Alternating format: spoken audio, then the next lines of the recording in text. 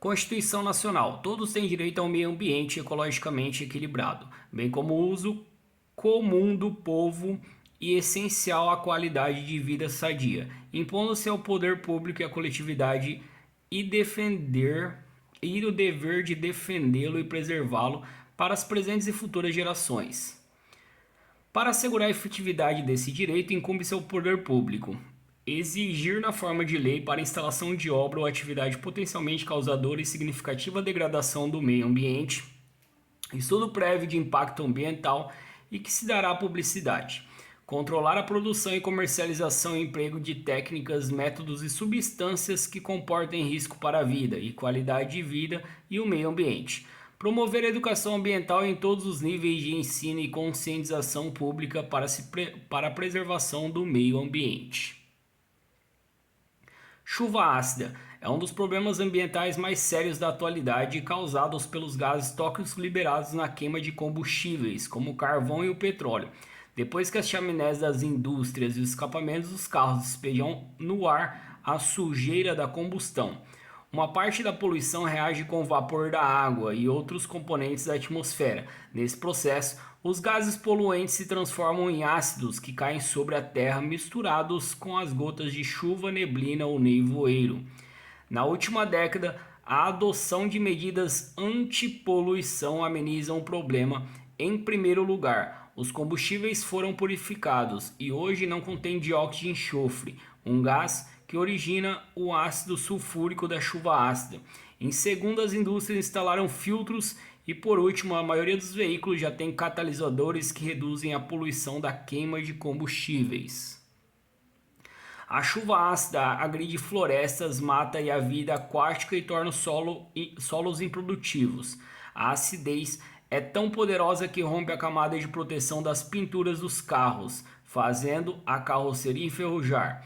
No solo, a chuva ácida dissolve os principais nutrientes das plantas e os carrega na enxurrada. Em contato com a vegetação das florestas, reduz a capacidade da árvore de obter energia por meio da fotossíntese. Para o homem, os poluentes que originam o fenômeno se inalados por muito tempo causam náuseas, dor de cabeça e doenças respiratórias graves.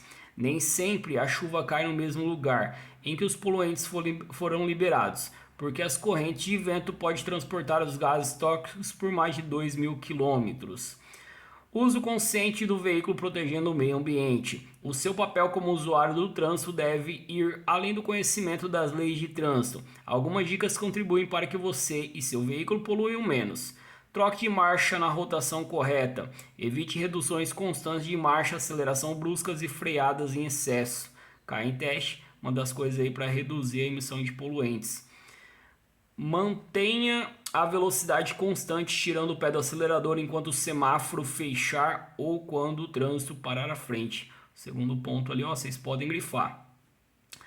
Faça a manutenção preventiva do veículo, super importante também. Pneus, fluidos e óleos lubrificantes usados devem ser destinados à reciclagem, também cai em teste. Não abusem do ar-condicionado.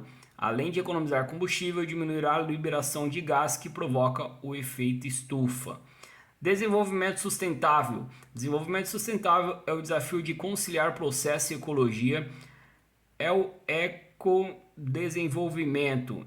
É aquele desenvolvimento que atende às necessidades da geração atual, sem comprometer a sobrevivência das gerações futuras. Uma das chaves do desenvolvimento sustentável é a educação ambiental. Essa educação deve basear-se no fato de que a biosfera, solo, água e ar, tem capacidade limitada e que as ações do homem podem acarretar modificações nefastas à saúde, à segurança da população e devem garantir os elementos necessários à sobrevivência da geração seguinte. O homem tem o direito fundamental à liberdade, à qualidade e os desfrutes das condições de vida adequadas em um meio ambiente de qualidade, tal que permita levar uma vida digna e gozar do bem-estar, tendo solene obrigação de proteger e melhorar o meio ambiente para as gerações presentes e futuras. Primeira Conferência Internacional para o Meio Ambiente. A partir daqui tem algumas questões que é importante para vocês analisarem, que caem em teste. E na página seguinte, começamos a matéria de cidadania, página 100.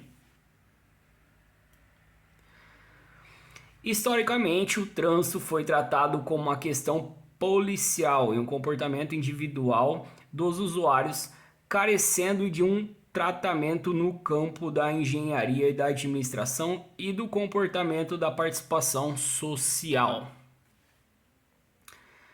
Um trânsito ruim e no limite criminoso por falta de consciência dos seus perigos e por falta da punição, aproxima-nos do barbárie e do caos.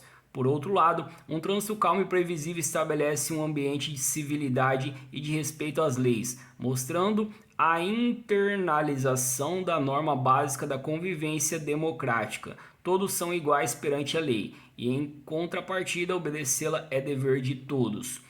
O conceito de cidadania implica conflitos que já que de um lado está a ideia fundamental do indivíduo e de outro regras universais. Um sistema de leis válido para todos e em todo e qualquer espaço social. Assim, considerando, é fundamental destacar as dimensões da cidadania, inserido no trânsito, uma vez que este configura uma situação básica de diferença, diversidade, equidade, tolerância e direitos humanos. Diferencialmente de algumas outras normas sociais que podem ser rompidas ou ignoradas sem que ninguém perceba, as normas de trânsito produzem um efeito imediato, levando sua obediência ou não à manutenção da qualidade de vida do cidadão e da coletividade, ou a resultados desastrosos. Com isso, o trânsito configura-se uma notável escola de e para a democracia. O indivíduo e o grupo social. O homem é um ser social que vive em grupos, modificando-se e adaptando-se de acordo com suas necessidades e aspirações. O homem é um dos elementos do ambiente, formado de 3 partes: o biológico, o racional e o emocional, que estão sempre integrados e interrelacionados entre si e com os outros elementos da natureza.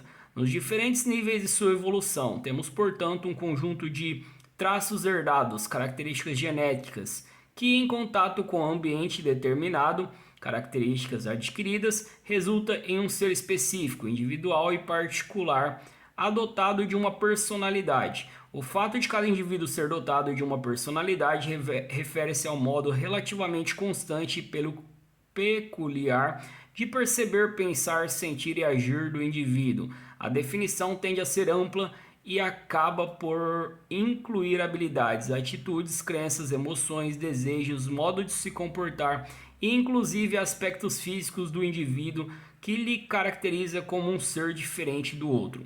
Grupo social supõe um conjunto de pessoas em um processo de relação mútua e organizado com a finalidade de atingir um objetivo imediato ou a longo prazo.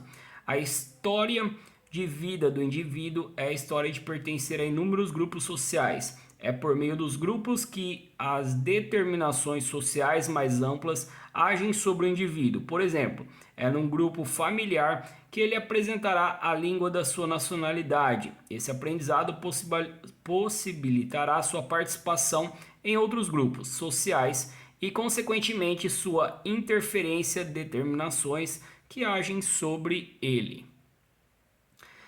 Para promover a interação social no trânsito, é necessário acatar a legislação, conhecer e cumprir as regras de circulação e conduta, abrir mão, quando necessário, dos outros direitos para respeitar o direito alheio, ajuda mútua a fim de evitar e solucionar problemas de trânsito. Comportamento no trânsito correto e educado, que promove a segurança e a tranquilidade de todos, é resultante de boa educação do grupo e também em outros setores da vida diária. Diferenças individuais. Os homens são iguais na sua forma e constituição, mas quanto à maneira de ser, são diferentes entre si. Cada pessoa sente, age e pensa de forma distinta, além de que os homens diferirem entre si de todos os outros da sua espécie. Cada criatura difere de si própria com o decorrer dos anos. Em um mesmo ano ou intervalo de poucos minutos, suas atitudes podem mudar diante de uma mesma situação. Uma pessoa pode vir a não gostar amanhã de uma pessoa de quem gosta muito hoje.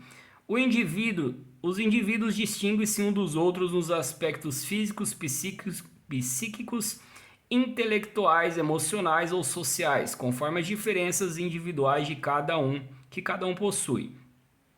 As causas das diferenças individuais podem ser inatas, isto é, o indivíduo já nasce com elas, como sexo, raça, constituição física, temperamento, entre outros. Existem também as causas adquiridas por influência do meio ambiente onde se vive. Algumas dessas causas adquiridas advêm do meio social, família, escola, religião, situação econômica, saúde e alimentação. As diferenças individuais devem-se principalmente à reunião de traços e atributos pessoais que constituem o que chamamos de personalidade. Sendo assim, a necessidade do respeito às diferenças individuais, pois o respeito é a base para o ser humano relacionar-se com os demais. Seja solidário e cortês no trânsito, respeite os direitos dos outros usuários das vias e seja tolerante com eventuais ações indevidas. Ao sentir uma emoção forte que poderá repercutir sobre você de modo negativo, guarda-se para si por alguns segundos, minutos, horas ou mesmo dias, até ser capaz de fazer uma análise mais racional do que ocorreu. Exteriorizar o que você está sentindo não é o mesmo que despejar um caminhão de frustrações sobre a primeira pessoa que cruzar seu caminho. Atitudes que demonstram solidariedade no trânsito: fazer uso da comunicação objetiva e clara, proceder com civilidade, abrir mão dos próprios direitos em favor do bem comum, aceitar os demais usuários das vias com suas limitações, evitar cometimento das infrações, cultivar o respeito entre os indivíduos, entender que seus direitos são limitados pelos direitos dos outros.